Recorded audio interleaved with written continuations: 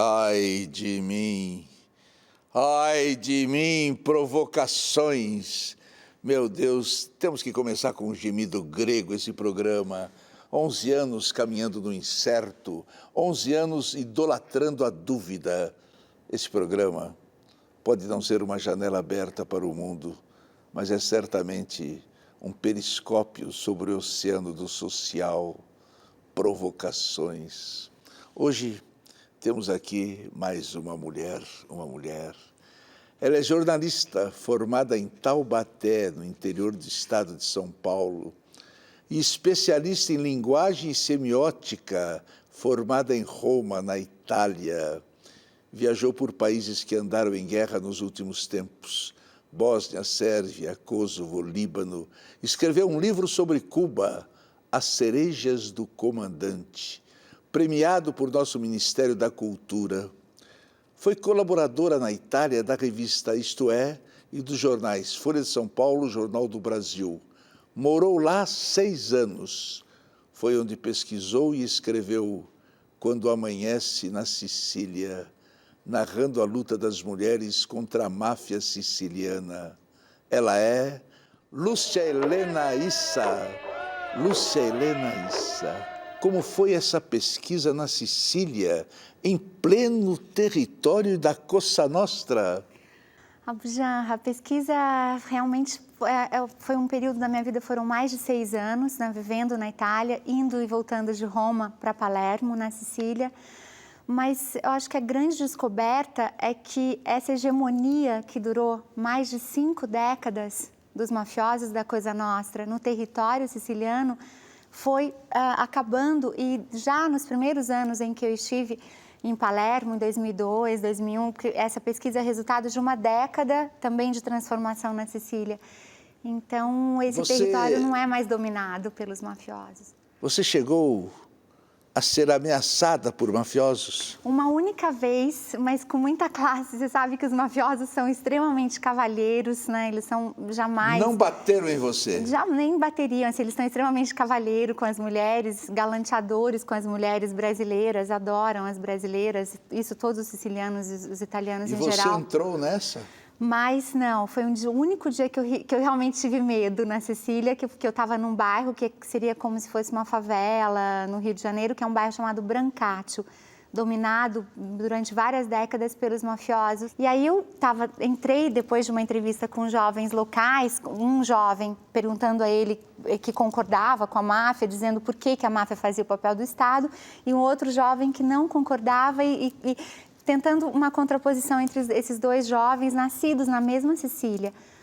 O que deu nas mulheres sicilianas para se voltarem contra a máfia? Eu acho que foi uma reação com a mesma intensidade que elas tinham uma fidelidade canina à Cosa Nostra. Essa mesma fidelidade se transformou não em ódio, mas em revolta, quando ela descobriu que a Cosa Nostra matava e estava destruindo a Sicília através... Salvatore Riina, por exemplo, preso em 2003 e que hoje está condenado a 5 prisões, a 5 ergastoli, que chama na Itália prisão perpétua, ele matou mais de 2.000 pessoas na Sicília, inclusive mulheres e crianças. E essas mulheres venceram? Olha, hoje a gente pode falar em vitórias concretas, em novas leis contra o crime organizado, mas mais do que isso... A coisa mais importante, mais de 4.150 bens já foram confiscados da Cosa Nostra, dos mafiosos. Então fala para mim, qual é o estado das coisas hoje? Hoje a gente tem várias novas leis que, se um mafioso não consegue provar de onde vem aquele bem, o bem é confiscado e volta para a comunidade através de benefícios, parques, escolas, projetos de reabilitação profissional para os jovens. Uma juíza que eu entrevistei, ela falou, olha, um mafioso solto, ele é menos perigoso, solto, mas empobrecido, ele é menos perigoso do que um mafioso condenado à prisão perpétua, mas com todos os seus bens. Alguma diferença essencial entre a máfia siciliana e a napolitana, por exemplo? Muita diferença. A máfia siciliana, ela gozava de uma aura de impunidade e tal, e de uma aura porque eles eram muito religiosos e tinham essa relação de dizer que eles falavam em nome de Deus por exemplo, o divórcio para eles é uma coisa horrível, um mafioso não pode se divorciar. Eles têm valores arcaicos e muito ligados à religião, inclusive com a participação de alguns membros do Vaticano, como você sabe, do arcebispo Paul Marcinkus, que era da máfia. Então, acho que a religião fez toda a diferença. A máfia italiana é mesmo assim como Hollywood nos mostra, ou tudo não passa de glamour? Abujamra, agora você tocou no ponto crucial para mim. Tudo não passa de glamour, e um glamour que foi muito prejudicial à minha geração, a toda uma geração que acreditava naqueles... Sei lá, eu acho que o filme americano O Poderoso Chefão romantizou a máfia a tal ponto da gente achar que eles defendiam a família, eram protetores. Na verdade, os verdadeiros poderosos chefões são muito mais cruéis. Eles são capazes de dissolver no ácido um garotinho de 12 anos, como Giuseppe Di Matteo, ou de ameaçar uma fotógrafa siciliana que eu entrevistei, Letizia Battaglia, a ponto dela ter uma série de pesadelos e não conseguir. Ela teve protegida pelo Estado italiano por mais de 20 anos. Os verdadeiros chefões são muito cruéis. Berlusconi tem alguma coisa a ver com a máfia? Essa é a pergunta que não quer calar. Olha, isso é muito delicado. Eu costumo dizer assim, eu não tenho provas, e no meu livro eu afirmo muito isso. E existem jornalistas italianos, como Marco Travaglio, que escreveu um livro chamado O Cheiro do Dinheiro, L'odore del soldi, O Cheiro do Dinheiro. Ele afirma que sim. Hoje, Berlusconi está numa situação muito delicada, porque depois que ele caiu, ele vai ter que responder a uma série de crimes, entre eles ligações com a Cosa Nostra, através de um senador chamado Marcello Dell'Utri, que é o senador de confiança dele e que foi condenado a 8 anos de prisão recentemente por ligação com Badalamenti, Provenzano e Riina. Você está falando do Brasil ou da Itália? Não sei direito. Na máfia, não. Na máfia não vale a pena eu ter um emprego, porque é um dinheiro que vem fácil e vai fácil. É um dinheiro maldito. Vai de cada um, né? Eu não trabalharia com essas coisas, não. Não curto isso. Não. Você tem um mínimo de consciência crítica e pense muito em democracia, em solidariedade, em ser correto, em ter caráter, por nenhum dinheiro do mundo. Ué, deputado, vereador, é uma máfia, vale a pena? Aí é tudo uma questão de ponto de vista, né? De interesses. E na Europa tem muito crime organizado.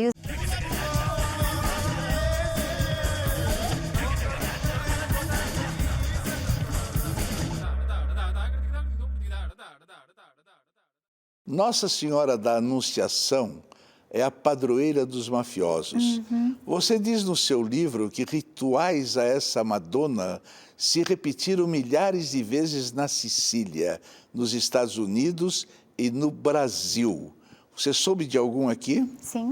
O Brasil, hoje, a gente teve até o convênio em 1997, o Brasil assinou uma lei de extradição de mafiosos com a Itália, porque a gente teve Tommaso Buscetta, famosíssimo, né, no Brasil, e que foi preso em 1984, que morou anos no Brasil, considerava o Brasil um paraíso, ele adorava o Brasil. Além dele, Calderone e outros, e mais recentemente a polícia italiana descobriu que havia uma ligação muito forte entre o PC Farias e a máfia italiana também, hoje comprovada, que o PC era um dos canais da máfia no Brasil para lavagens de dinheiro.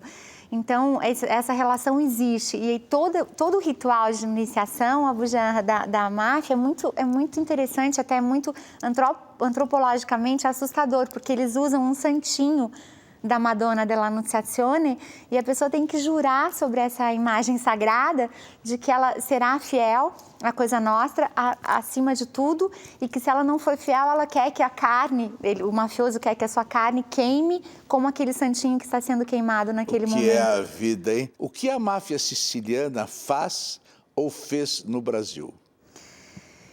Muita coisa, mas ela teve ligada, sobretudo, isso existem hoje provas, tanto dos Carabinieri e do Raggruppamento di Operazioni Speciali, que é o ROS, que é a polícia de elite, a tropa de elite italiana. Eles descobriram que eles estavam ligados bingos no estado de São Paulo, máquinas caça-níqueis. Essas ligações dele? A máfia com máquinas de caça-níqueis, bingos, e isso são ligações comprovadas. E aí a gente teve essa fase, lembra que isso estava se proliferando. E você já pensou em escrever alguma coisa sobre as máfias do Brasil?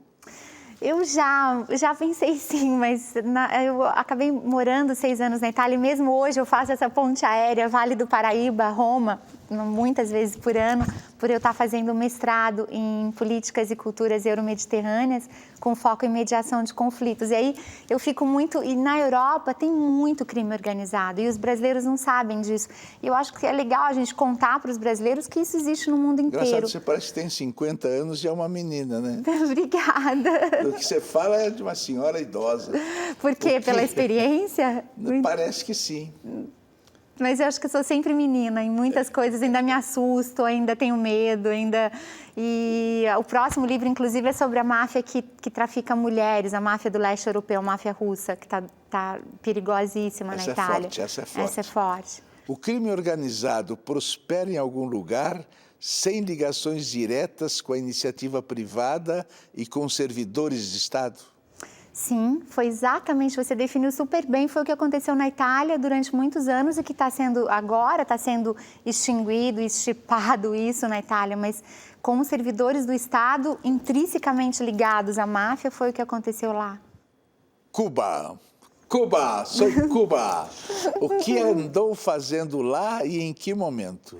Foi logo depois que eu tinha acabado de me formar e fazia parte na época foi meu TCC, foi sobre Cuba também. E eu queria entender, eu entrevistei 150 cubanos para entender como as pessoas estavam vivendo em Cuba.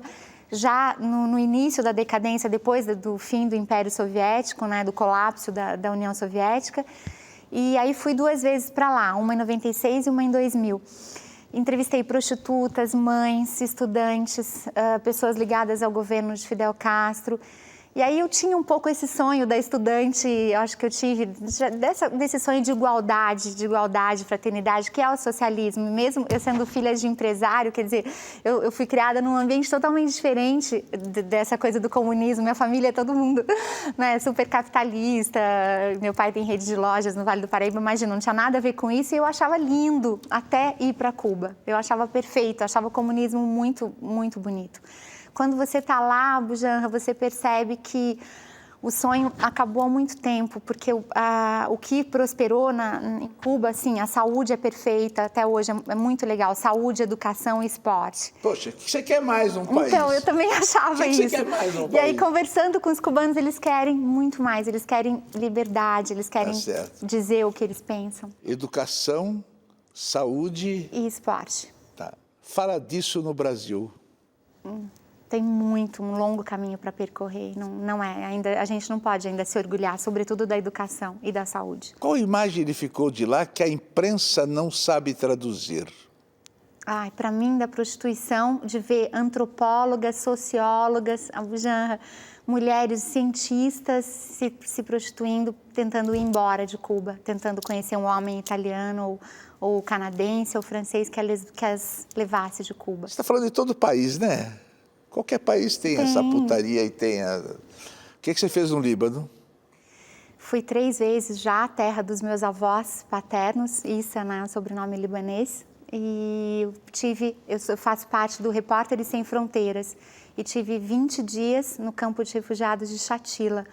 Hoje, o Líbano tem 425 mil refugiados palestinos que não são considerados mais nem palestinos e nem libaneses e vivem literalmente num limbo, sem ter direito a nada. Para você ter uma ideia, eles não podem trabalhar no Líbano, votar, nada, esperando da ONU uma decisão para poder voltar à Palestina. E mesmo que o Estado seja criado da Palestina, a ONU ainda terá que discutir o que fazer com 425 mil. Eles têm esperança de que a ONU consiga resolver isso? Eles têm, algumas mulheres com quem eu conversei, outros não.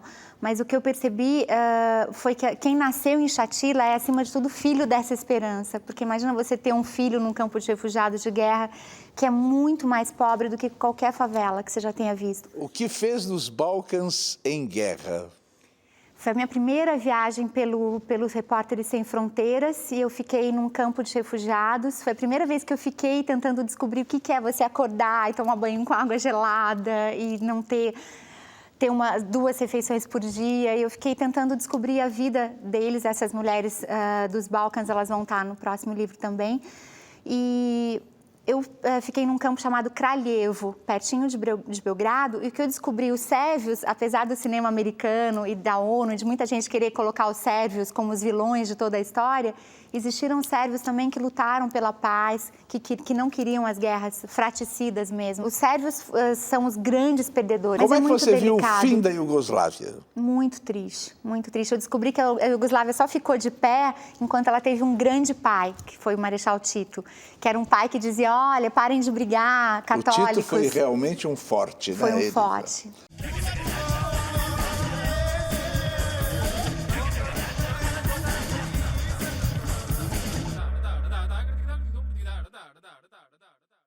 Agora, artigo seu de Moscou para o Jornal do Brasil. Um capitalismo sem freios esconde os dramas de uma população desassistida. Surpreendeu-se com isso? Muito, muito, muito, porque a Rússia cresceu, depois do fim do Império Soviético, a Rússia pegou o pior do capitalismo, mas não o melhor. Você tem filhos? Eu tenho uma filha. Quantos anos? De 7 anos agora, chamada Aline. Essa idade é maravilhosa, Maravilhosa. né? Aguarde a adolescência que ela vai achar que você não sabe nada. Não é isso? Eu estou tentando me preparar já para isso. E você está casada?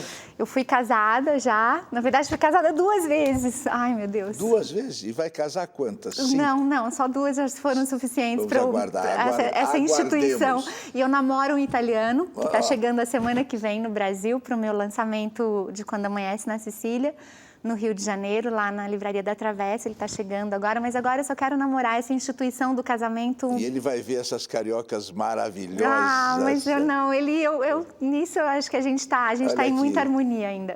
Você faz matéria sobre o Brasil para a RAI italiana. Isso, para a rádio. Alguma coisa que a mídia daqui não divulga? Sim, Abujamra, eu diria que sim. Mas sabe o que? A grande relação, a conflituosíssima relação entre os italianos hoje e o Vaticano. É muito pouco falado. No Brasil, os italianos estão irados com o Vaticano, com tudo que aconteceu. Você se pauta ou é pautada? Eu me pauto. Até quando eu sou pautada, eu me pauto. E esses maridos que você teve, foi tudo bem?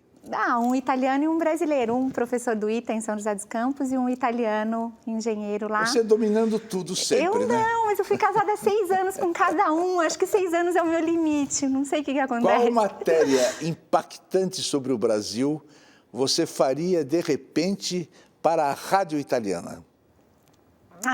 Eu fiz uma matéria muito legal sobre as UPP, sobre o resgate da cidadania no Rio de Janeiro. Eu fiquei muito otimista, eu sou muito otimista, geralmente, assim, apesar de ser jornalista, geralmente não é otimista, o jornalista, e eu acreditei em janeiro de 2011 que nessa transformação do Rio de Janeiro pelas UPPs, pelo Beltrame, ainda acredito, mas hoje eu perdi um pouco da ingenuidade que eu estava em janeiro, achando que, poxa, que legal, a gente fincou a bandeira do Brasil nas favelas e tudo vai mudar. Sim, mas vai mudar se a sociedade civil também despertar para isso. Está mudando, né? Está mudando. Então, ainda é um processo. Ser brasileira te faz sentir alguma emoção cívica? Sim, eu sou muito orgulhosa de ser brasileira, muito. Eu adoro ser brasileira e eu só consegui, por exemplo, no Líbano, em um campo de refugiados de Shatila, eu consegui falar com um dos líderes do Hezbollah, lá em Beirute, e ele não dava entrevista para ninguém. Aí ele me viu e falou, mas você é brasileira e ainda descendente de árabe, eu amo o Brasil e tal. E aí, quando eu cheguei na sala dele, ele tinha uma bandeira do Brasil na mesa, na época da Copa de 2010, e estava torcendo para o Brasil. E naquele momento eu agradeci a Deus, assim, eu acho que sempre ser brasileira me abre portas, nunca me fechou portas. Você é religiosa? Sou católica, estudei anos em colégio católico. Você vai à igreja direitinho? Vou à missa sempre que eu posso e tenho uma ligação muito forte com o catolicismo. Quem fez mais mal à humanidade? A religião, os bancos, a máfia? Quem fez mais mal? Hoje eu acredito que é a religião. Você chora muito? Choro, sou chorona. Por quê? Sou emotiva e engraçado que ter visto tudo que eu vi em campos de refugiados de guerra não tirou a minha vulnerabilidade, a minha sensibilidade emocional, só aumentou. E hoje eu ainda brigo, mas eu brigo só pelo que vale a pena. Eu vi pessoas lutando pela vida de uma maneira desesperada, pessoas que perderam a perna numa mina da guerra em Kosovo, eu vi isso. E você chora no Líbano. diante da beleza? Também, a beleza me comove, mas eu choro diante do inusitado. Quando eu vejo, por exemplo, uma mulher judia ao lado de uma mulher árabe, as duas lutando juntas no movimento. Como é que você gostaria de morrer? Ai, eu gostaria de morrer muito velhinha, assim, com 105 anos. No hospital, com aquele negócio assim? Não, assim, dormindo, alguma coisa assim, mas depois de ter ouvido muitas histórias. E que alguém me contasse muitas histórias enquanto eu estava morrendo. Você espera encontrar ao morrer algo mais que o imenso e silencioso nada? Um lado de mim espera encontrar algo mais do que isso. Acho que porque senão não teria sentido nada do que a gente faça aqui teria sentido. Eu espero encontrar mais do que isso. Lúcia Helena Issa, que pergunta você gostaria que eu tivesse feito e eu não fiz?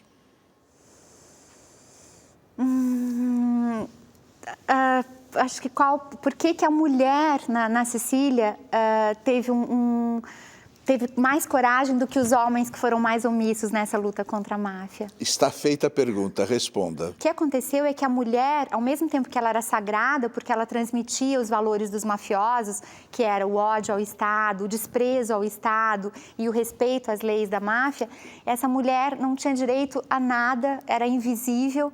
E ela carregou, durante muito tempo, essa dor da Sicília inteira nos ombros, como a Felicia Impastato, uma siciliana que eu entrevistei, uma mãe maravilhosa. E porque a mulher na Sicília, ela soube unir as sicilianas que eu entrevistei. Força, coragem e sem perder a sua ternura, sem perder um profundo amor pelo ser humano e uma vontade de mudar o mundo que todos nós deveríamos ter e que só as mulheres lá mantiveram. Tá bom, daqui um abraço, que a única coisa que é falsa nesse programa é o abraço, viu? Senhores, senhoras, jovens, crianças, ouçam uma belíssima verdade que as pessoas dizem quando tem um grande talento. Ortega y Gasset. Nós vivemos num tempo de chantagem universal que toma duas formas complementares de escárnio. Há a chantagem da violência e a chantagem do entretenimento.